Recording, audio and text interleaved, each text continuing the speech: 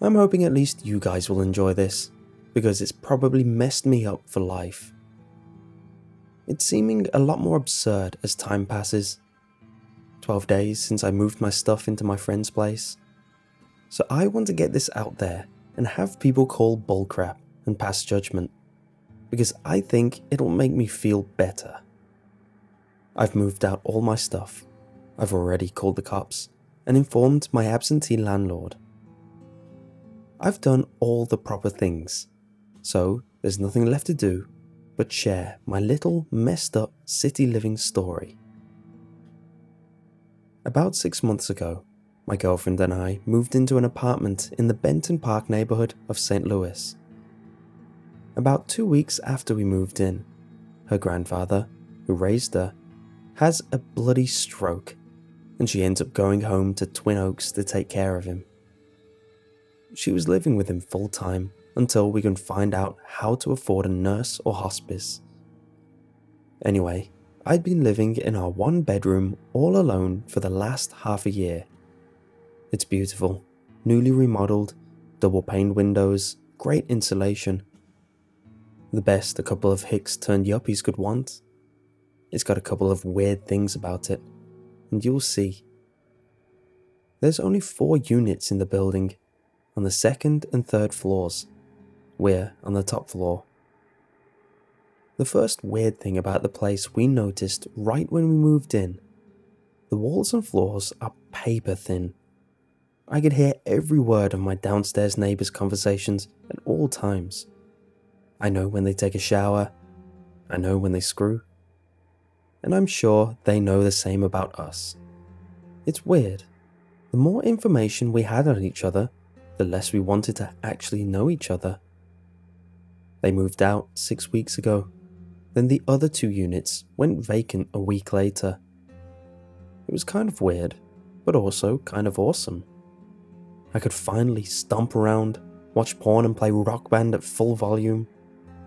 About 4 weeks ago, it got weird. It was about 1 AM and I was going to bed, and I started to hear this noise from the empty apartment downstairs. Really quiet at first, but sustained.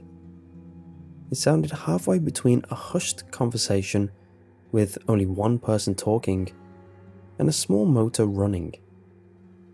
Just a babbling, not quite regular drone. Freaked me out at first, but I rationalized that it was some plumbing or the refrigerator downstairs. Something I'd never heard over my downstairs neighbours farting and snoring. I learned to live with it as it rose and fell every evening.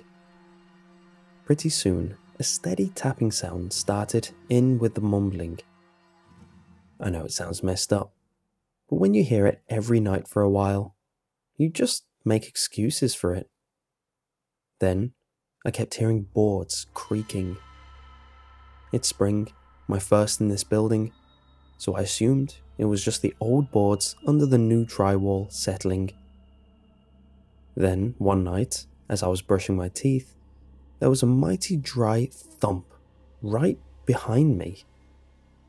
I just about stabbed myself with my toothbrush. I stayed really still till I was sure there wasn't anyone in the house, and then turned on all the lights in the house. This is when I noticed the peculiarity in the remodeling. On the other side of the bathroom, where I heard the thump, is the hall closet. I opened it up and switched on the light, expecting a box to have fallen off the shelves, but it's all gravy inside.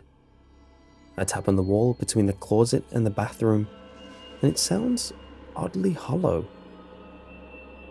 I start to realize that the closet isn't as wide as I think it should be based on the bathroom. I paced it out with my feet, and then a tape measure just to confirm. Sure enough, there's about 30 inches of space in between the 2 walls that I thought were adjacent. Again, rationalization time. Surely there's extra insulation there to keep the bathroom warm, or maybe the walls are thicker than I imagined, because hell, I've never built a house. So, in this one thick wall, some huge rat must have taken a tumble and freaked me out. No big deal. I felt a lot better at the time. Even better when it was the first night in a while without that weird noise below me.